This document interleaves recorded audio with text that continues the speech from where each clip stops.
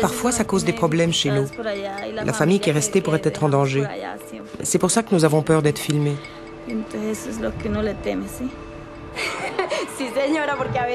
Le problème, c'est qu'on ne sait jamais à qui on donne des informations, à qui on parle, avec tout ce qui se passe. C'est pour ça que parfois on a peur.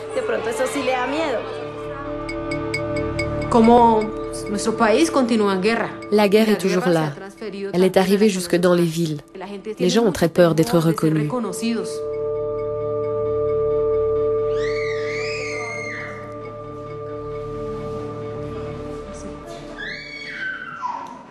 Voilà plus de 40 ans qu'un conflit armé déchire la Colombie. Des millions de gens ont fui la violence des campagnes pour chercher la sécurité en ville. Carmen a fui pour la capitale Bogota il y a 5 ans. Elle travaille parfois ici, elle nettoie et aide à la cuisine. Elle avait une ferme et plus de 100 têtes de bétail. Mais les groupes armés ont assassiné son neveu et kidnappé sa fille. Pour payer la rançon, elle a dû tout vendre. On lui a rendu sa fille, et ensemble, elles sont venues se réfugier en ville. Mais ici, la vie n'a pas été facile. Es-tu contente de ce travail?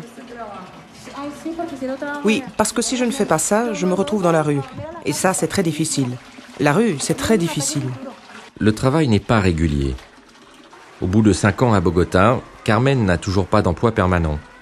Elle s'est souvent retrouvée sans argent et à la rue.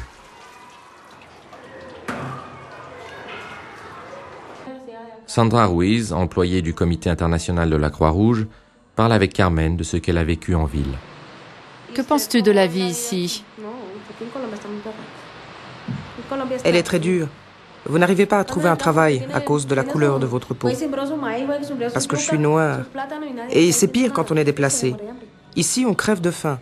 Il m'est arrivé d'avoir faim pendant 5 jours parce que je n'avais pas d'argent pour manger.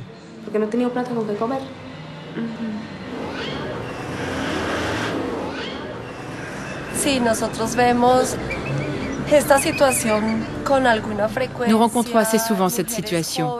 Des jeunes femmes seules, avec des enfants. Bien sûr, c'est très difficile, parce que mon travail consiste à donner de la nourriture et quelques articles indispensables. Rien de plus. Ce que nous pouvons réellement faire ici est très limité. C'est très compliqué et assez frustrant.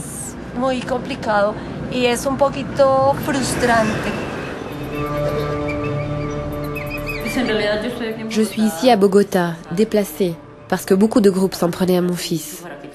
Je lui ai dit, pars. Et moi aussi, je suis partie. Et qui travaillait la terre? Mon fils, celui qui est parti. Et maintenant, comment vous en sortez-vous? Avec l'aide que je reçois ici, Dieu merci, j'ai survécu. En ce moment, c'est la seule aide que je reçois.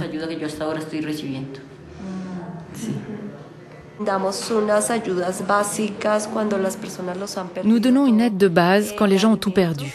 Nourriture, oreiller, couverture, matériel d'hygiène, vestes pour les enfants. Ce sont des articles indispensables qui aident à préserver la dignité des gens tout en répondant à leurs besoins essentiels.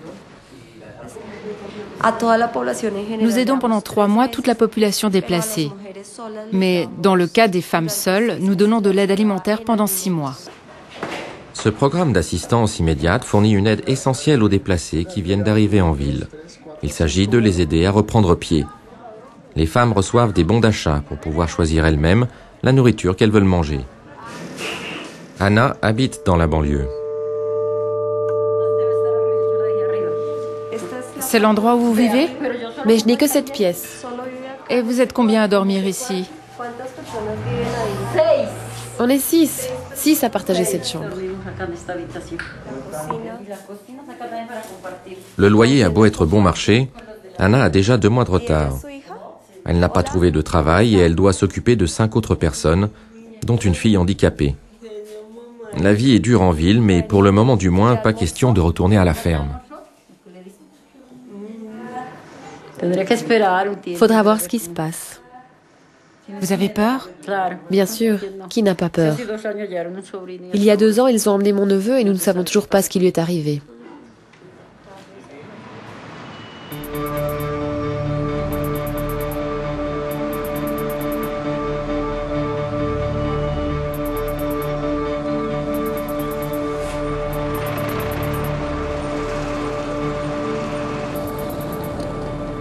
En Colombie, environ 3 millions de ruraux se sont réfugiés dans les grandes villes pour fuir la violence.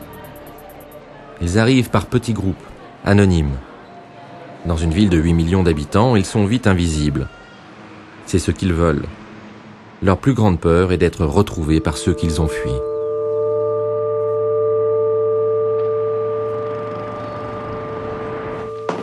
Maria vivait avec sa famille à la campagne. Ils possédaient et géraient 2 magasins et une ferme. Puis les groupes armés ont commencé à leur extorquer de l'argent.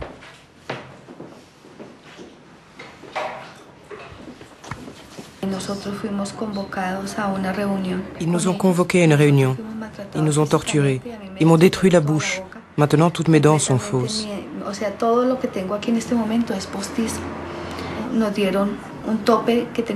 Ils nous ont donné un délai pour partir. C'était très dur. Les gens avaient peur de nous aider.